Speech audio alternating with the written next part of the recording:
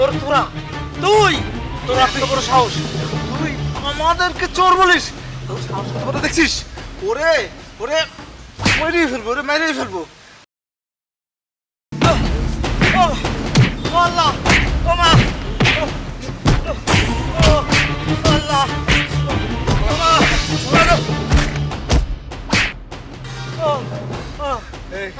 তোর সাথে আর কে কে আছে বল, বল তোর সাথে আর কে কে আছে?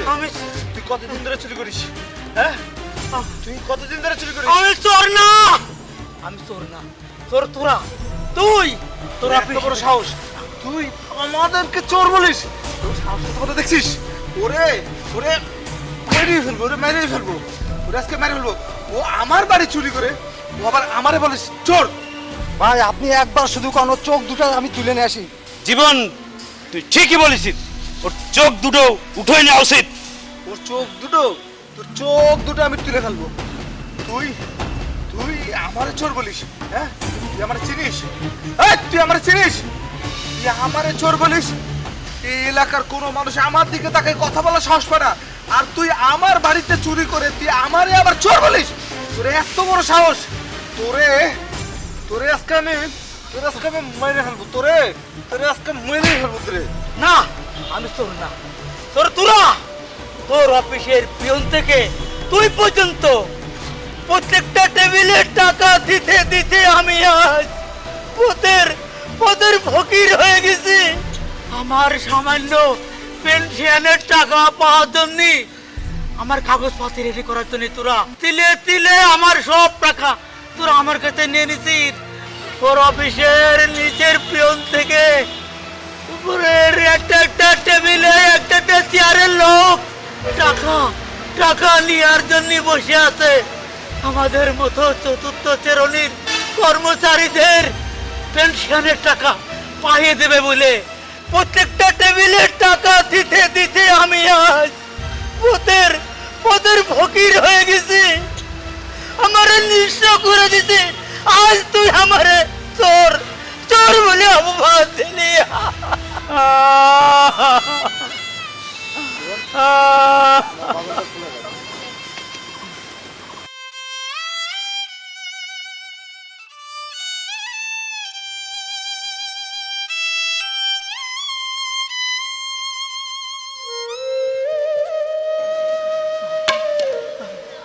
আমার জীবনে আর কিছু নেই।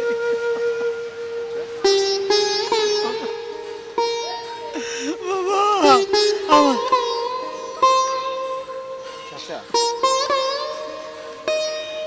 আপনি আমার বাবার মতো, আমি না বুঝে আপনাকে চোর বলে আপনার পরে অনেক অত্যাচার করেছি।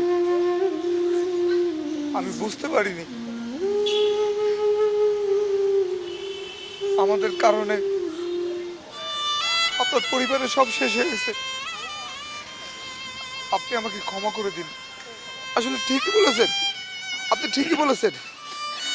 আমাদের মতো কিছু অসৎ সরকারি কর্মচারীদের জন্যই আপনাদের জীবনে এত কষ্ট নেমে আসে।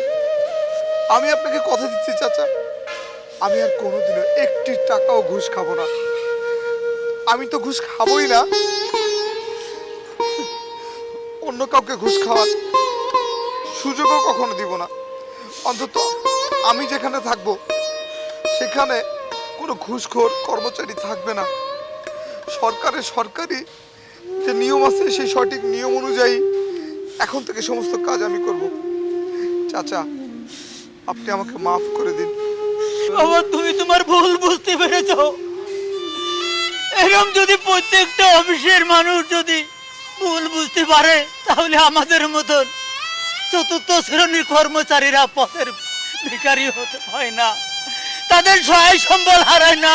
বাবা আমি বুঝতে পেরেছি, আমার সব দুঃখ বেদনা চলে গেছে বাবা, সব দুঃখ বেদনা চলে গেছে।